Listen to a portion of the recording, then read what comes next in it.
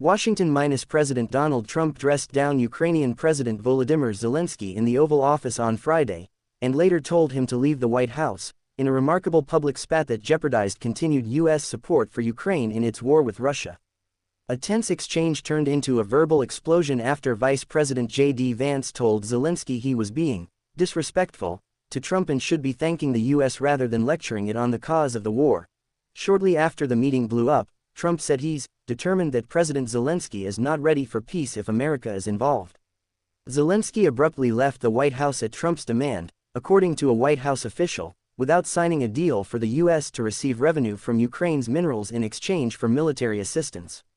He disrespected the United States of America in its cherished Oval Office. He can come back when he is ready for peace, Trump said in a statement. More, Ukraine minerals deal success depends on President Trump, says President Zelenskyy. Trump, you're gambling with World War III. The meeting came after Trump opened negotiations this month with Russian President Vladimir Putin to end the war in Ukraine in a dramatic break from long-standing U.S. policy and the Biden administration's complete support for Ukraine. A joint press conference that was scheduled for Trump and Zelenskyy to hold after the meeting was canceled. As tempers flared in the Oval Office, Zelenskyy told Trump an ocean separates the U.S. from the conflict now, but you will feel it in the future. Susan Page. Trump's unprecedented shouting match with Zelenskyy could rattle the world.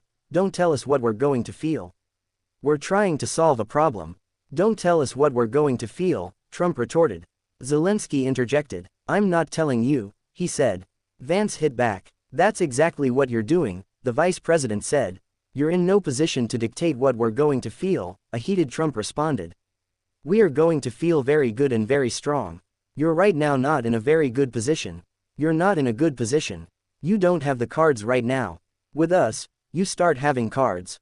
Trump continued. You're gambling with the lives of millions of people. You're gambling with World War III. And what you're doing is very disrespectful to the country, this country. More, Trump deal with Ukraine's Zelenskyy over raw earth looks to be on hold. Zelenskyy thanks U.S. Trump after disastrous visit. After leaving the White House, Zelenskyy expressed gratitude to the U.S. in a statement on X. Thank you America, thank you for your support, thank you for this visit. Thank you at POTUS, Congress, and the American people. Ukraine needs just and lasting peace, and we are working exactly for that, Zelenskyy said. Trump told reporters Zelenskyy overplayed his hand before boarding Marine One to leave for his Mar-a-Lago estate in Florida for the weekend. He's got to say, I want to make peace, Trump said when asked what Zelenskyy needs to do to restart talks with the U.S. You saw what I saw today. That was not a man that wanted to make peace. Russian leaders cheered Trump's confrontation with Zelenskyy. The insolent pig finally got a proper slap down in the Oval Office, Dmitry Medvedev, deputy chair of the Security Council of the Russian Federation and former Russian president and prime minister, said on X. And President Trump is right, the Kiev regime is gambling with World War II. Sen. Lindsey Graham, RSC, a Trump ally who was at the White House after the debacle, questioned whether the U.S. can ever do business with Zelenskyy again. Graham told reporters, he either needs to resign and send somebody over that we can do business with, or he needs to change. Ahead of Zelenskyy's arrival, Trump seemed to soften his tone with the Ukrainian leader, declining to acknowledge that he had called Zelenskyy a dictator just last week. Did I say that? I can't believe I said that, Trump told reporters Thursday when asked whether he still believed Zelenskyy was a dictator. He's all dressed up today, Trump said with a smile after greeting Zelenskyy who hasn't worn a suit and tie since Russia invaded Ukraine 3 years ago in the West Wing, backs off after calling Zelenskyy a dictator.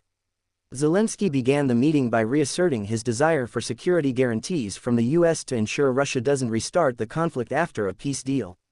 He made clear he won't compromise with Putin, who he called a killer and terrorist.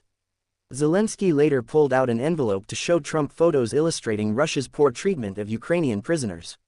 If President Trump will bring peace to our country, I think he will be on this wall in time, Zelenskyy said, pointing to other photos hung in the Oval Office.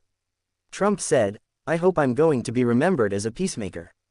But the meeting turned combative about 40 minutes into the 50-minute exchange, wildly off course. The turning point came when Trump was asked by a reporter to respond to perceptions that he's aligned too closely to Putin. I'm not aligned with anybody. I'm aligned with the United States of America, Trump said. Referring to Zelensky, he said, "You see the hatred he's got for Putin, it's very tough for me to make a deal with that kind of hate."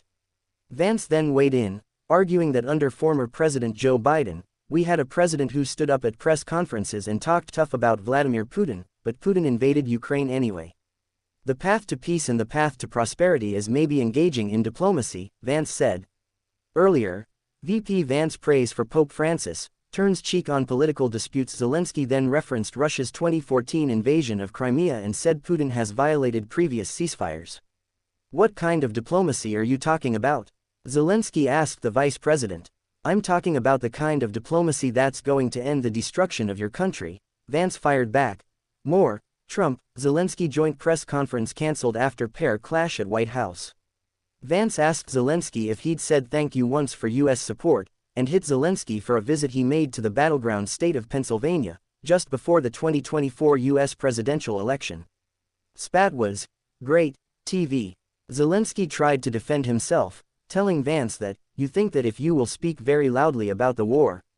But it was Trump who jumped back in to tell him, "Your country's in big trouble.